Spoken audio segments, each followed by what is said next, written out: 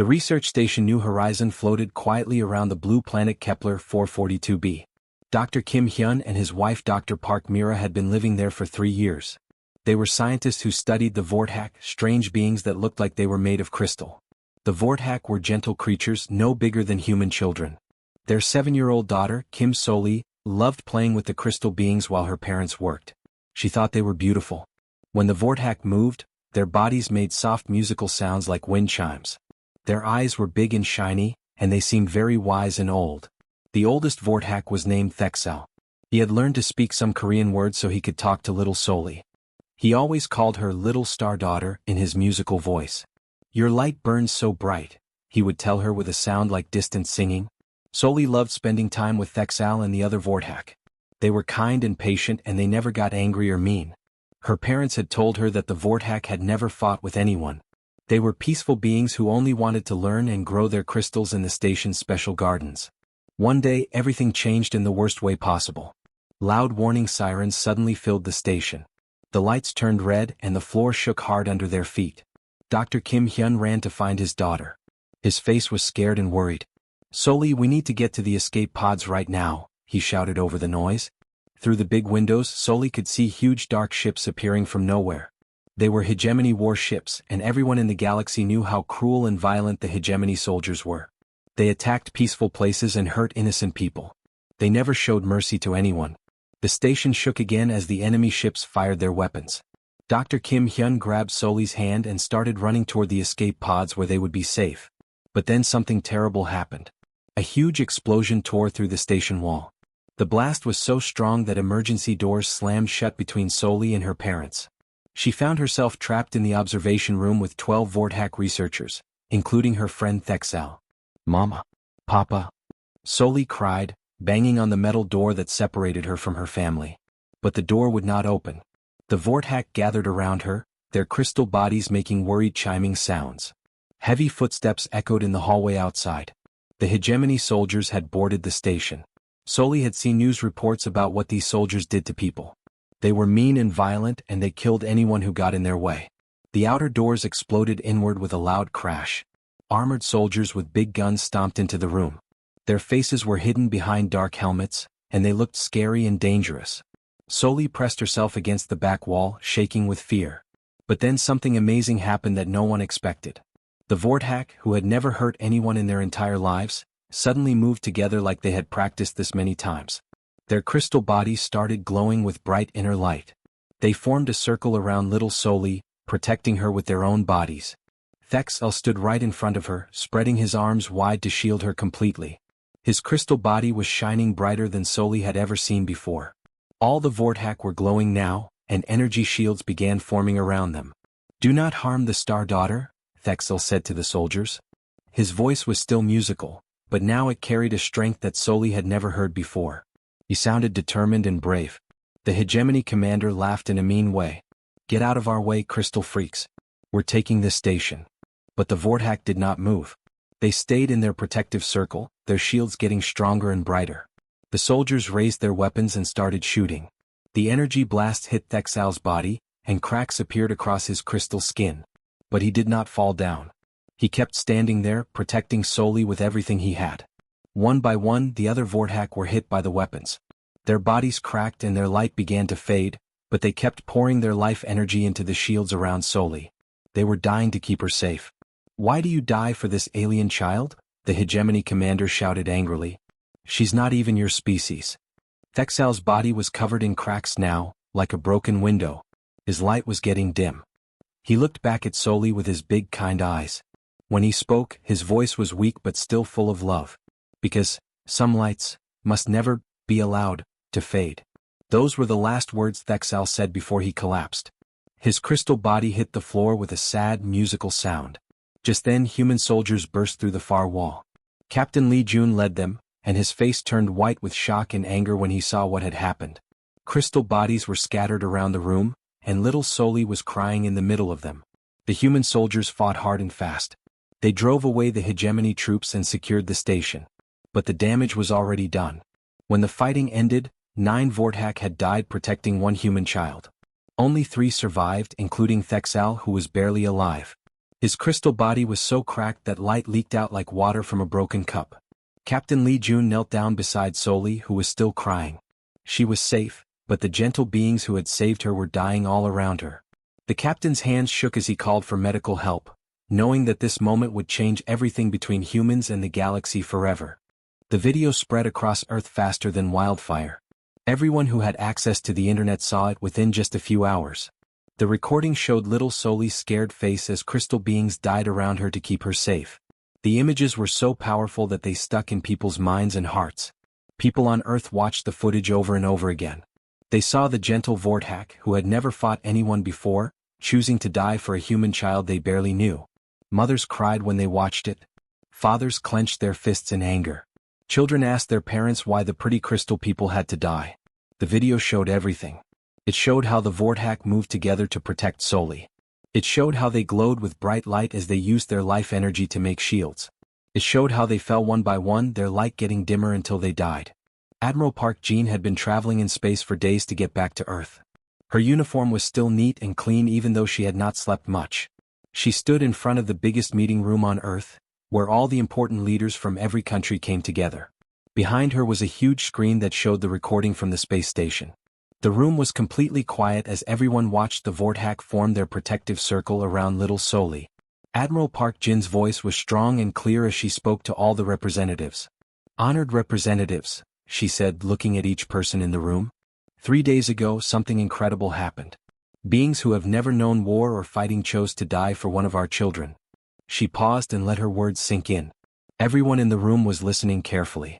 "These crystal beings asked for nothing in return," the Admiral continued. "They did not know Soli very well. They had only met her because her parents were scientists studying them. But when they saw her in danger, they decided that her life was worth more than their own lives." The big screen played the recording again. Everyone watched as the peaceful GuardHFY stood up to the scary hegemony soldiers. They watched as the crystal beings got hurt and started to crack, but still kept protecting the little girl. Then they heard Thexal's last words coming through the speakers. His voice was weak and full of cracks, just like his crystal body. "Some lights must never be allowed to fade," he had said before falling down. Many people in the room wiped tears from their eyes. Others sat with their mouths open in shock. No one could believe what they had seen. Representative Choi Min stood up from where the Korean delegation was sitting. He was an older man with gray hair, and his voice shook a little when he spoke. "Admiral Park Jin, what do you think we should do about this?" Admiral Park Jin's face became serious and determined. Her eyes looked hard like steel. "I propose the GuardHFY Protection Directive," she said in a firm voice. "Any attack on the GuardHFY species will be considered a direct attack on humanity itself." She looked around the room to make sure everyone was listening. "Their worlds will become our responsibility to protect. Their safety will become our sacred duty. We will treat them like they are our own family." The room was very quiet for a moment. Then Representative Choi Min nodded his head. "I think this is the right thing to do," he said. Other representatives started nodding too. One by one they stood up to show they agreed with the Admiral's idea. When it was time to vote, something amazing happened. Every single representative voted yes. The count was 847 to 0. Not one person voted against protecting the GuardHFY. As soon as the vote was finished, Admiral Park Jin got on her communication device. She started giving orders to military commanders all over the galaxy. "All fleets, this is Admiral Park Jin," she said. "Operation GuardHFY Shield is now active. I repeat, Operation GuardHFY Shield is now active." Within 6 hours, the biggest movement of human military ships in history began. Warships that were patrolling near colonies turned around and headed toward GuardHFY space. Defense stations sent their best ships and soldiers.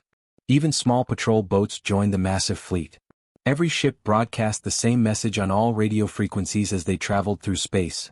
"Earth declares the GuardHFY species under our eternal protection. Any who would harm them must answer to us." The message was simple, but everyone who heard it knew that humans meant every word. Captain Lee Jun was still thinking about what he had seen on the New Horizon space station. He could not get the image out of his head. He kept seeing Thexal's cracked crystal body and little Soli crying among the fallen GuardHFY. When Admiral Park Jin asked for volunteers to lead the first group of ships to GuardHFY space, Captain Lee Jun raised his hand immediately. "I want to go," he told the Admiral. "I was there. I saw what they did for our child. I need to make sure they stay safe." Admiral Park Jin nodded. "Then you will lead the first wave, Captain." As Captain Lee Jun's battle group prepared to jump through hyperspace to reach GuardHFY worlds, he thought about Thexal one more time. The old crystal being had been right. Some lights should never be allowed to fade. But now humanity was coming to make sure that would never happen again. And anyone who tried to hurt the GuardHFY would face the full anger of the human race. The crystal beings had protected one human child. Now all of humanity would protect every single GuardHFY in the galaxy. The leaders of the hegemony military sat in their big war room when they got the message from Earth. General Crexmore was the most powerful war leader in the hegemony. He was a huge, scary alien with dark skin and red eyes.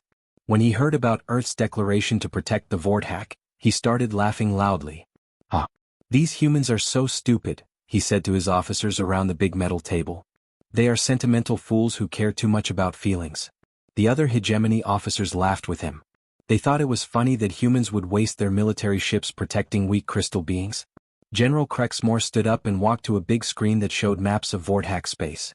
Look at this, he said, pointing at the crystal beings' planets. The crystal dwellers have no weapons at all. They have no defenses. They cannot fight back. He turned to face his officers with a mean smile. We will enslave them all before the humans can even get there.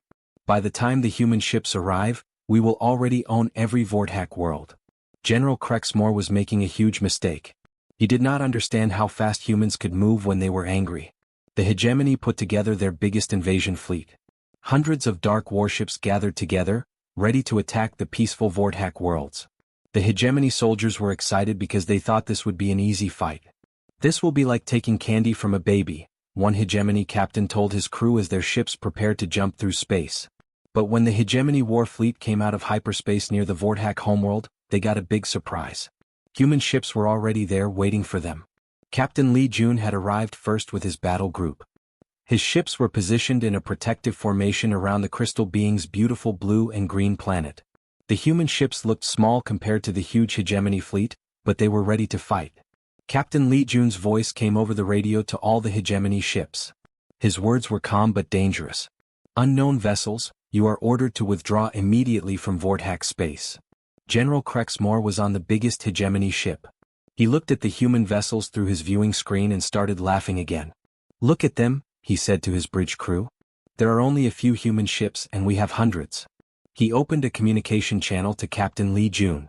Human captain, he said in a mocking voice, you are outnumbered 3-1. Move your little ships out of our way, or we will destroy you. Captain Lee Jun's answer came back immediately. His voice was cold as ice and full of anger. You made them bleed for our daughter. Now you answer to us. The battle began right away. But it was not the kind of fight the hegemony expected. Human ships moved faster and smarter than any enemy the hegemony had ever fought. The human weapons were incredibly accurate. Instead of just shooting randomly, the humans aimed for specific parts of the hegemony ships. The human ships targeted the engines first so the hegemony vessels could not escape. Then they hit the life support systems, making it hard for the enemy crews to breathe. The humans knew exactly where to shoot to cause the most damage. General Crexmore expected the humans to fight like honorable warriors, following the old rules of space combat. But the humans did not fight like soldiers. They fought like angry parents whose children had been threatened. The human ships showed no mercy. They did not accept surrenders.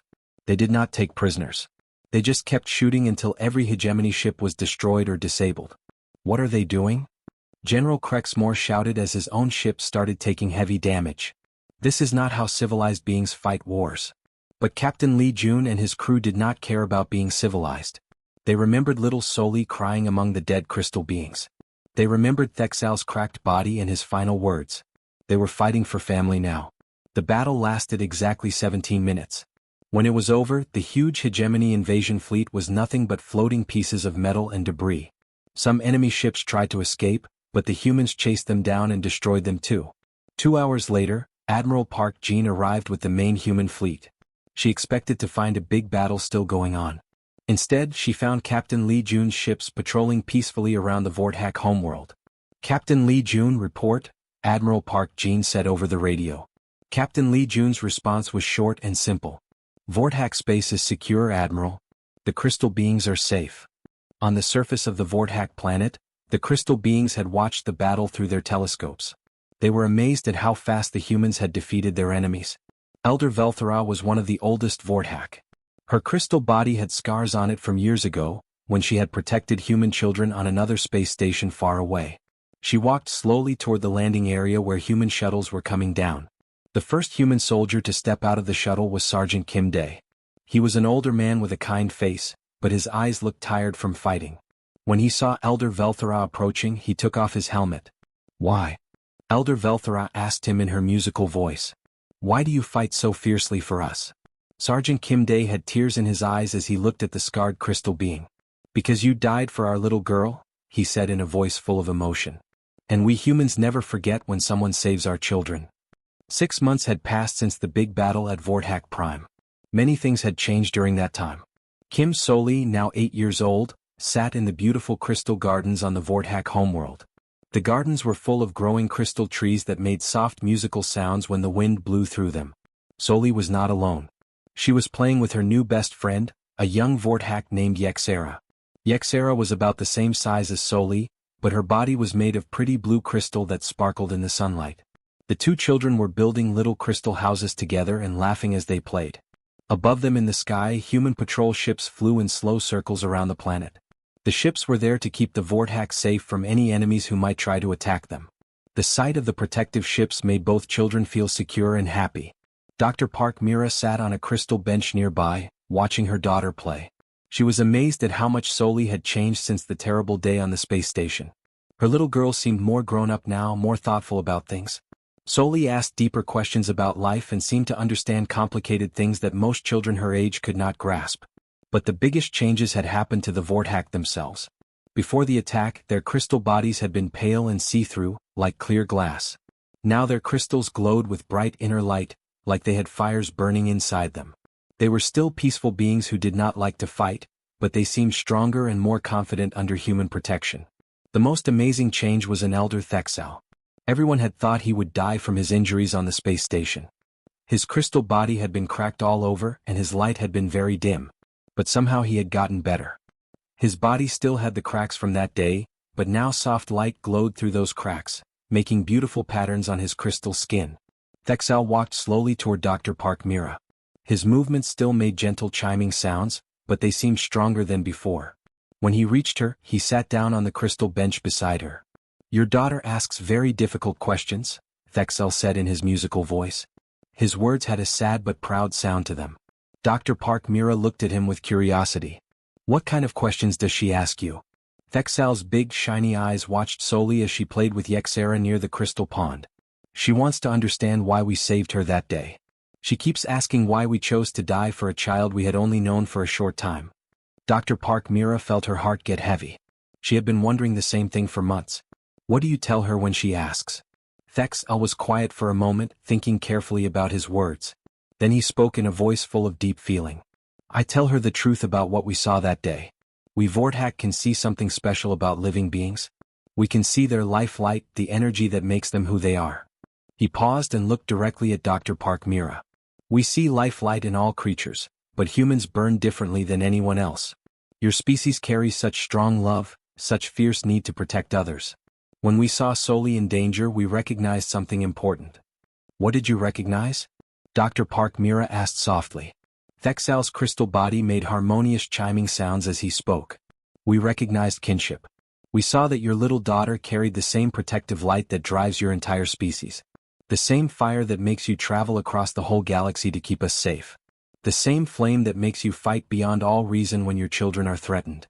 Thexal looked back at Soli, who was now teaching Yexera how to skip flat stones across the crystal pond. She was just one small spark of light, but inside that spark we could see the heart of your entire species. Dr. Park Mira felt tears starting to run down her face. "So you have been watching us and learning about us longer than we realized." "For many decades," Thexal said with a nod.